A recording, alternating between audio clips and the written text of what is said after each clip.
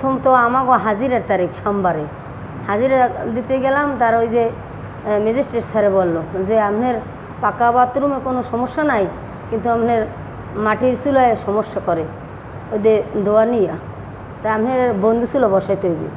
তা বন্ধু চুলো বসাইয়া আমরা বন্ধু চুলো বসাই দিছি মঙ্গলবারের দিন। মঙ্গলবারের দিন যে বন্ধু চুলো বসাই দিছি সেইবার হেরা কইতেছে যে তোমরা বন্ধু চুলো বসো, আমাকে জায়গায় 3-2 অংশ আমাগো, 1 অংশ তোমাগো, কিসের জন্য বসাও? এখন আইয়েই আমি কইছে এই চুলো বসাইতে পারবা না, মিস্ত্রিতে বসাই গেছে। কইছে যে আমার বাবাই আইয়েলো তার তোমরা বললো। এরপরে এই কয় না এখন বসাইতে, এবার সাফল নিয়ে আসছে ঘরে যাইয়া। সাফল নিয়ে আসিয়া আমার 2 ছেলে সাফল নিয়ে আসছে ঘরে, যে সাফল নিয়ে আসছে এরপরে আবার ঘরে উঠে আবার বউ যাইয়া আমি দাহান দিছে আগাইয়া, এই দাহানটা আমার বড় পোলার এই আহা পাশে কোপ সারছে মন তো সেই সময় সেই কোপ আমার যে বেয়াই সেই ধরছে দাহানটা ধরিয়া ধান আমার বেআইনের কাছে দিছে। বেআইনের কাছে যে দিল সেই বেআইনের কাছে গোনার লোকে হ্যাঁ তো আমার বেআইনে জানে না, বুঝছেন, এই নিয়ে গেছে। আর সাফলটা তো আমরা ভিডিও করে রাখছে। আমার পোলারে সাফল মেলা মারছে, আমার পোলার এই সাফলটার সেই রক্তেতে জড়িত হয়েছে। আর আমার সেইয়ের পরে তারপরের দিন আবার আমার এই পোলারা বাড়ি গনে গেছে তো হ্যাঁ তো মেডিকেলে ভর্তি হয়েছে খালি খেলে যাইয়া। আমাকে মেডিকেলে ভর্তি কেউ করে না। ব্যাক কইছে যে না মেডিকেল ভর্তি করা লাগবে না, আমার কোনো তো কেউ আঘাত হয় নাই, আমি পিটি হয়েছে, কিন্তু হ্যাগো কোনো আঘাত হয় না আমাগো না। হেরাও মানুষ 7-8 জন, আমাগো পোলা 2 জন, হেরা হলে ভদ্র ছেলেরা। বড় টিউশন করে আনলে কিন্তু ছোটো তো লেখাপড়া শিক্ষিত, দেখছেন না, বিসিসের টিউশন করে, বিসিস পরে বরিশাল। তা আমার পোলা বড়টার ঢাকা নবীনগরে থাকে আর ছোটরা থাকে বরিশাল, বিএম কলেজে পড়ে। তার এই পড়া শেষ, এই 1 বছর আছে। আমি একা, আমি হইলে হার্টের রুগী।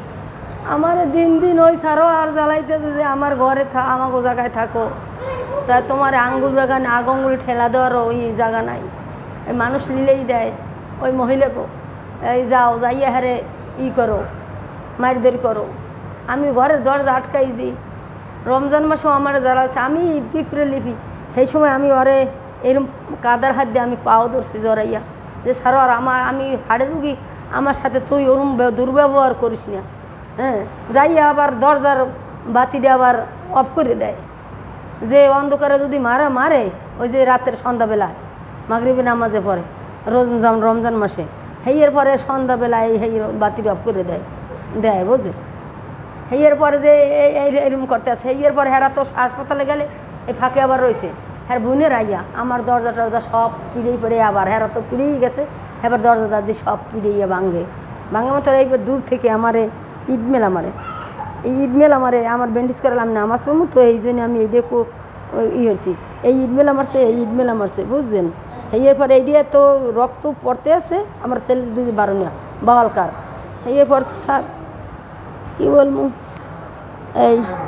এই দেখছেন ওগুলো আছে, এইতে এই দেখেন এই ওই হেয়ের পরে আমি গেলাম কি, আমি ওই এইতেও দেশে হ্যাঁ তো দেখার মতন না। হেয়ের পরে আমি গেছি এই সেকান্দার মাস্টার আছে না, ওই যে খালের গোড়ায়, সেকান্দার মাস্টার দ্বারা আমি একটা মলম নিয়ে আসতে গেছি, যে আমি একটা মলম নিয়ে রক্তটা থামান লাগবে না, আমি সেই জায়গায় গেছি। এবার আর মধ্যে আমার মেয়ে গেছে আবার কী করতে, মোবাইলে টাকা ভরতে। আর জামাইটিও বললেই যে হুবু ওরম করে কেন। এর পরে আমার মেয়ে হেইবেরি ওকুলে এবার গেছে, এর মধ্যে আবার আমি আবার গেছি হেইয়া মেয়েরে আনতে। হ্যাঁ সেখানদার স্যারে বলছে কি, বউ এলাইয়া তোমার বই থাকলে দরকার নাই, তুমি মেডিকেলে চলে যাও, এই ওষুধ আমার দ্বারে নাই। আমি হেইবারে মেয়ে বানতে গেছি, আমার হেই দরজা বই আমারে এইরকম আবার করে, আমারে মারছে, অনেক মার দিয়ে মারছে। আমার মেয়ে ওই যে যেরকম এই যে মুরগি জবাই দিলে যেরকম লাফাইতেছে ওইরকম লাফাইতেছি আমি। হেয়ের পরে আবার আমার মেয়ে আমরা 2 মেয়ে যে আমরা চলে আসি ফারুক তেলুকদার দরজা, ওই যে বড় রাস্তা অবদার রাস্তা, সেই সময় ফারুক তেলুকদারের বউ করে ডালে বৈশা।